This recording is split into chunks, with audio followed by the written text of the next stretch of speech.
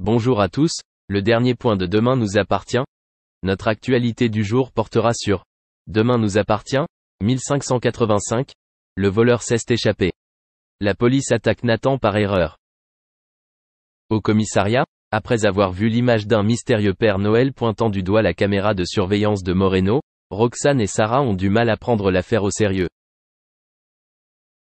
Cependant, Martin leur rappelle que les personnes qui ont été volées sont sous le choc et qu'elles doivent s'occuper de lui. La reconnaissance faciale n'ayant donné aucun résultat, le commandant a proposé de publier sa photo pour appeler à témoins.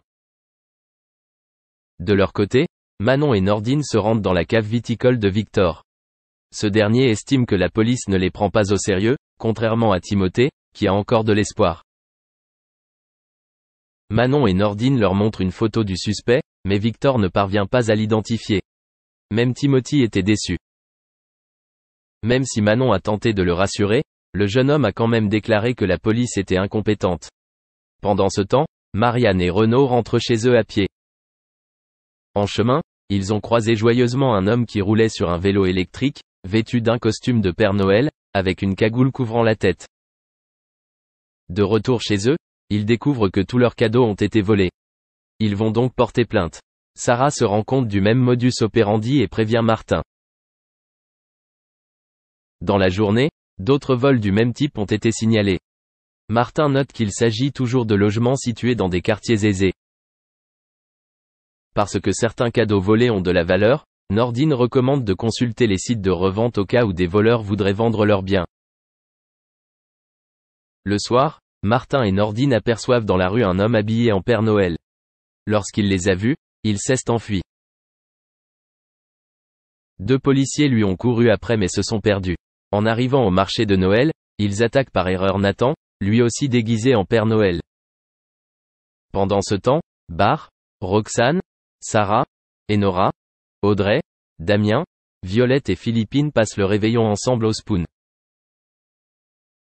Merci d'avoir regardé et à la prochaine vidéo. N'oubliez pas de vous abonner à notre chaîne. En attendant, dites-nous ce que vous en pensez dans la section commentaires ci-dessous.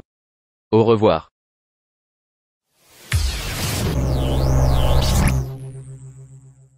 Sa disparition le jeudi 1er avril avait attristé de nombreux fans de la musique disco, à travers le monde ainsi que ses proches, comme Pierre Palmade, dévasté, qui lui a rendu un bouleversant hommage. Le chanteur Patrick Juvet s'éteignait à l'âge de 70 ans, triste nouvelle partagée auprès de l'AFP par son agent Yann Hidou.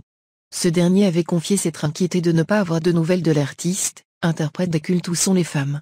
Il y aura une autopsie, avait-il indiqué, précisant que sa mort semblait naturelle.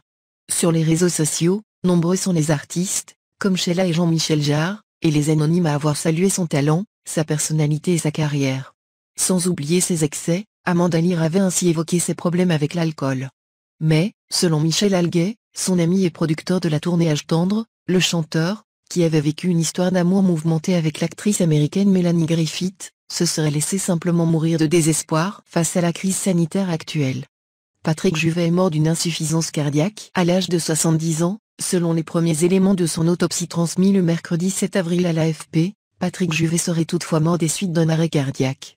Et ce lundi 12 février, une nouvelle dépêche de l'AFP vient finalement confirmer ses observations. C'est une insuffisance cardiaque qui l'a emporté selon l'autopsie réalisée, information partagée par la famille de l'artiste.